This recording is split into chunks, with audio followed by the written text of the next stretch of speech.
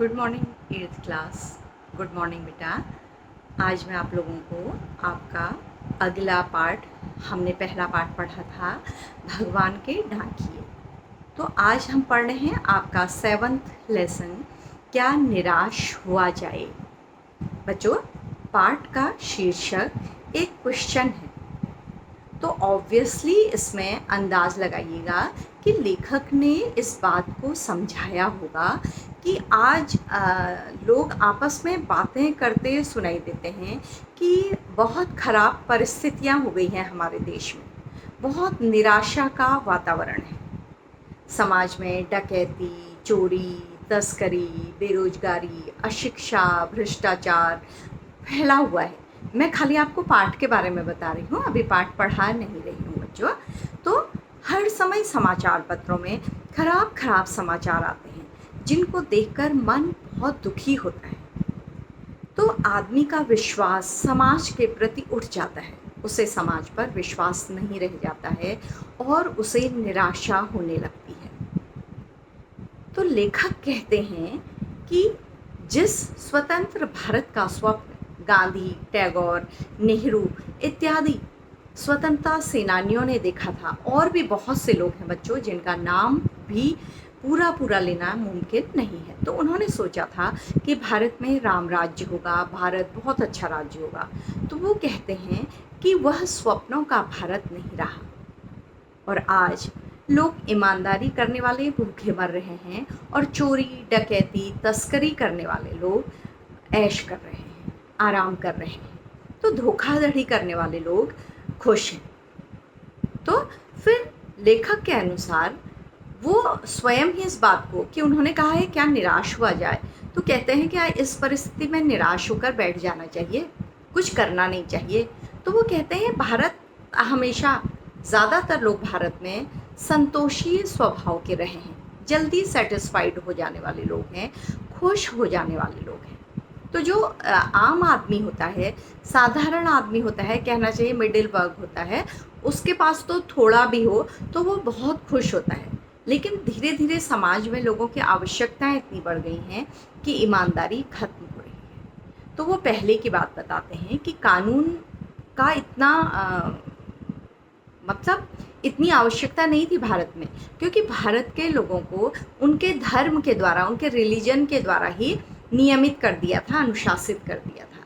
लेकिन अभी भी लोग, धर्म को मानने वाले लोग समाज में अच्छे काम करते हैं, लेकिन ये आवश्यक नहीं, क्योंकि कानून से डरकर तो व्यक्ति कानून से छिप सकता है, लेकिन जो लोग धार्मिक होते हैं, धार्मिक स्वभाव वाले होते हैं, वो बुरे काम कम करते हैं, क्योंकि उन्हें ईश्वर का डर होता है।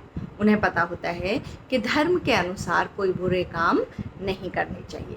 तो लेकिन लेखक अंत में कुछ ऐसे एग्जाम्पल भी देते हैं बच्चों, जिससे पता लगता है कि भारत में ईमानदारी समाप्त नहीं हुई है, सच्चाई समाप्त नहीं हुई है, लोग अभी भी एक दूसरे की मदद करते हैं। तो वो कहते हैं कि मतलब निराश होने की इतनी ज़रूरत नहीं है।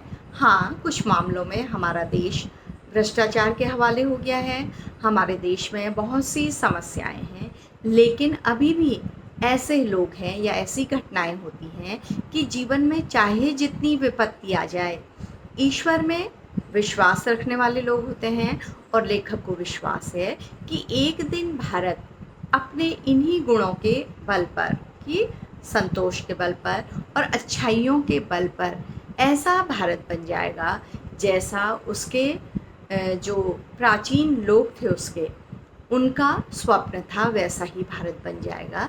तो इसलिए लेखक कहते हैं कि निराश होने की आवश्यकता नहीं है, क्योंकि निराश होने से काम नहीं चलता है, क्योंकि जो अच्छाइयाँ हैं उन्हीं के बल पर हमारा देश एक दिन क्या बढ़ सकता है, आगे बढ़ सकता है। तो ये इस पूरे पाठ का बच्चों सारांश था। क्या इसमें लिखा गया है आप समझ गए होंगे।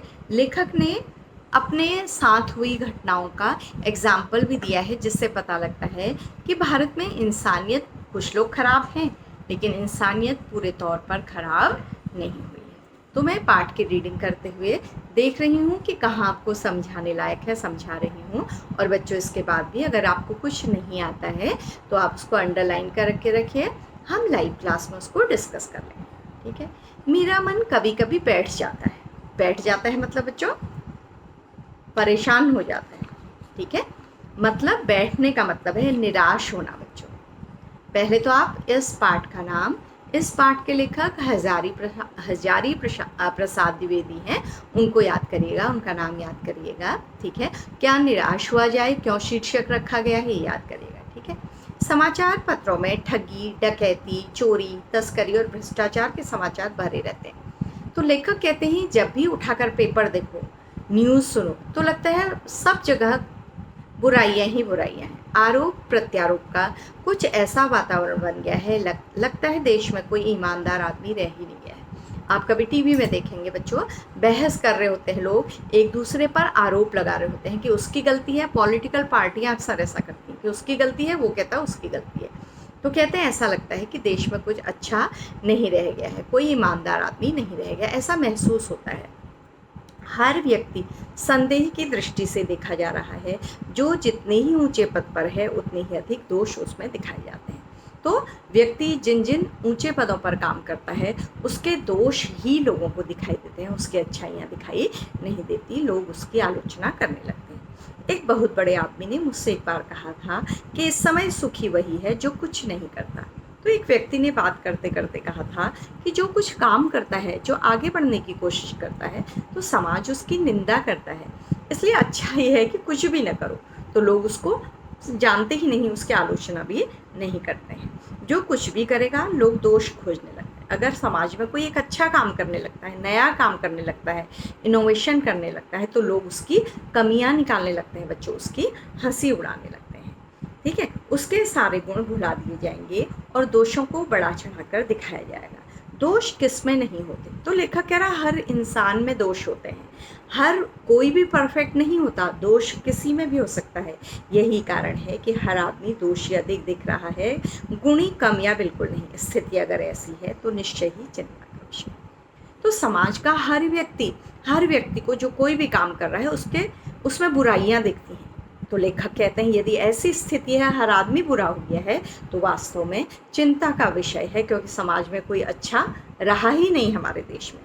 क्या यही भारतवर्ष है? तो आपको पहले सार समझाया गया है, तो छोटी छोटी बातें समझाई गई हैं। तो लेखक कह रहे हैं क्या भारतवर्ष यही है जिसका सपना तिलक और गांधी ने देखा था? अपने को बलिदान करने वाले लोगों ने जिस भारत का स्वप्न देखा था कि हमारा देश आज़ाद होगा, हमारे देश के लोग स्वतंत्र होंगे और उन्नति करेंगे। रविन्द्रनाथ ठाकुर और मदन मोहन मालवीय का महान संस्कृति सभ्य भारतवर्ष किस अतीत के गह्वर में डूब गया है? गह्वर मतलब गुफा, गड्ढा। तो कहते हैं हमारे महापुरुषों ने जिस भारत का स्वप्न देखा था वो तो आज है ही नहीं। आर्य और द्रविड़, हिंदू और मुसलमान, ये वो रेसेज हैं, ये वो जातियाँ प्रजातियाँ हैं जो भारत में रहीं। यूरोपीय और भारतीय आदर्शों की मिलन भूमि महामानव समुद्र क्या सूख ही गया? तो जहाँ हर कल्चर आकर मिल गया था, बाहर की संस्कृति को भी जिसने आत्मसात कर दिया था, तो लेखक कहते हैं क्या वो भारत अब नहीं रहा?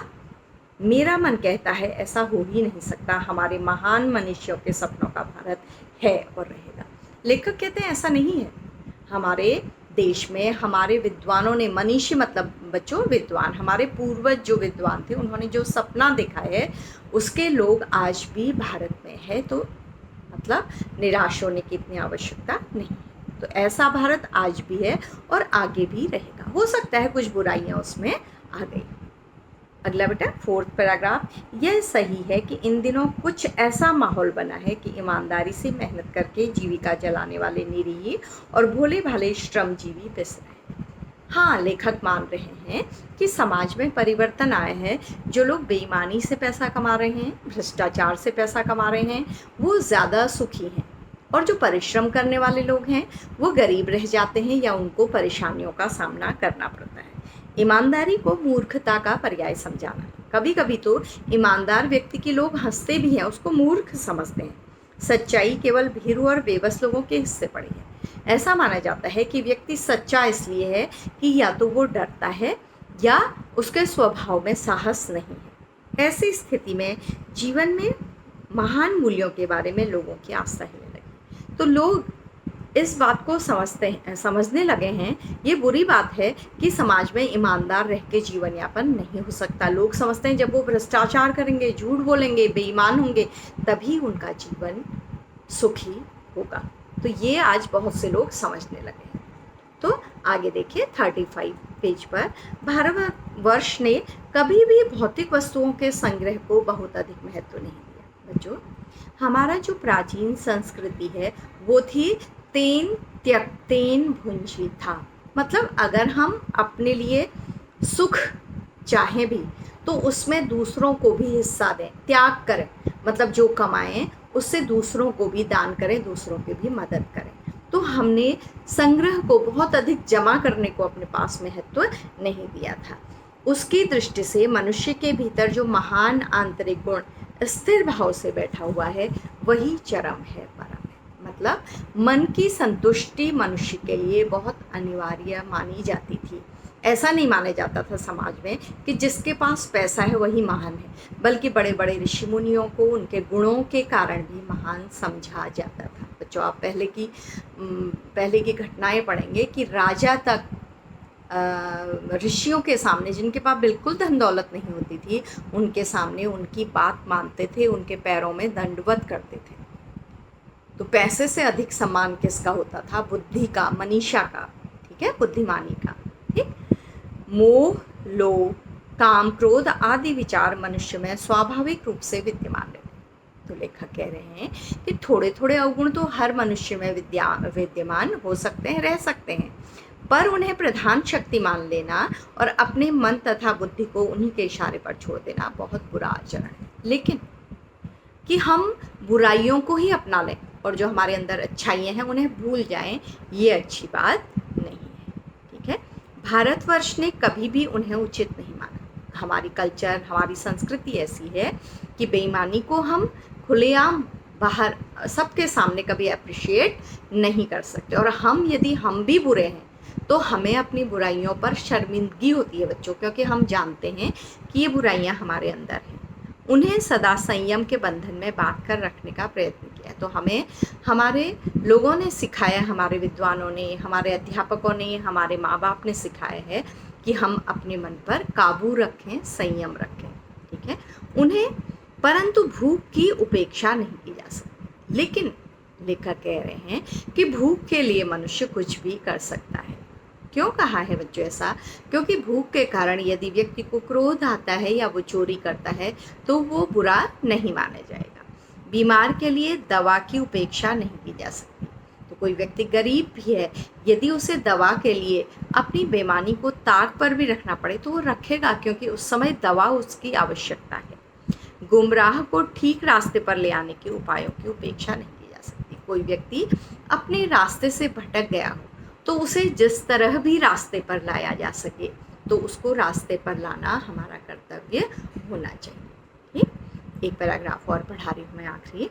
हुआ यह है कि इस देश के कोटि कोटि दरिद्र जनों की हीन अवस्था को दूर करने के लिए ऐसे अनेक कायदे कानून बनाए गए हैं जो कृषि, उद्योग, वाणिज्य, शिक्षा और स्वास्थ्य की स्थिति को अधिक उन्नत और सुचारू बनाने के लक्ष्य से प्रेरित हैं।